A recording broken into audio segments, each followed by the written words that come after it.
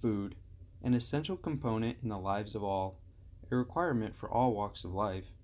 Food has evolved to provide humans, and more importantly families, a cultural identity which varies across the globe. This completely redefines food from a fundamental necessity to a unifying display of human emotion. Trends in North America show a high presence of processed foods, but throughout the regions, the amount of these foods varies. In the U.S., each state displays a reliance on meals that can be made without preparation, which relates to U.S. culture where focusing on work results in less time and attention placed on a healthy lifestyle.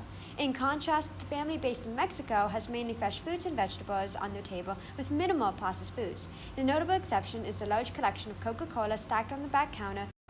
There's a mixture of fresh, frozen, and canned foods in Canada and Greenland, allowing for foods to be preserved for a long time. In addition, there's also a heavy presence of region-specific foods, including polar bear and narwhal in their diets.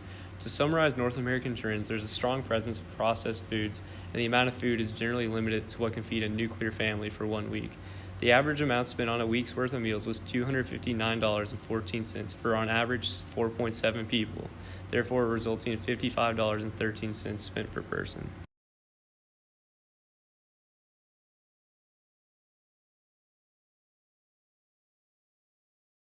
Transitioning to the European continent, sectors of the European continent, specifically Eastern Europe, tend to be focused more on traditional and cultural foods, which have been created based on resources of lower economic areas that preceded globalization. Sometimes these ingredients appear to be cheaper or of less quality and perceived. Moving into Western Europe, it is more globalized and concerned with convenience and elaborate global options.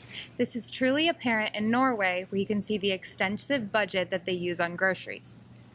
Furthermore, Central Europe takes food as an integrated aspect of their social life, integrating things like TVs, comforting areas, sofas, and bookcases.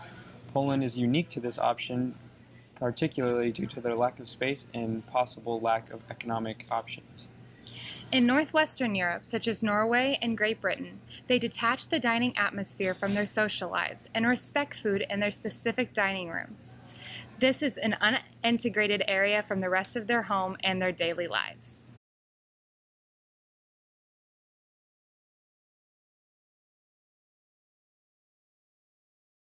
The Asian families mainly had grocery hauls composed of ingredients which required preparation and cooking versus instant or fast food.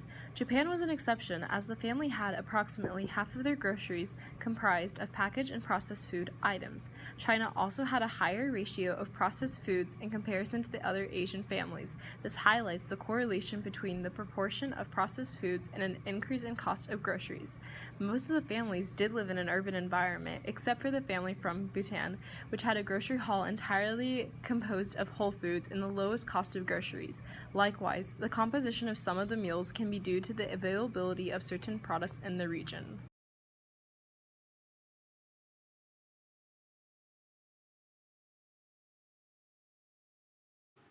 Relative to North American families, South American families' food expenses are generally lower.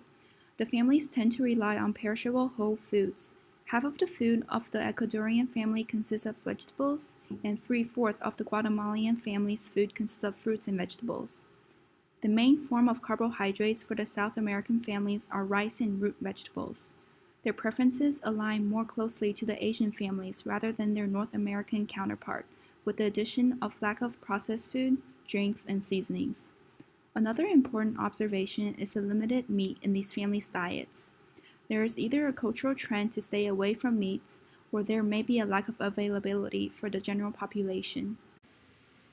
Africa trends show families are much more humble in their selection of foods. The majority of food consists of dried grains and beans. This shows that water and fruits are extremely limited in this area. It could be due to the heat Africans usually experience throughout the seasons. One outlier is the country of Egypt in Africa, whose groceries consist of more Western layouts of fresh vegetables and meat. Overall, food is as diverse as it is fun.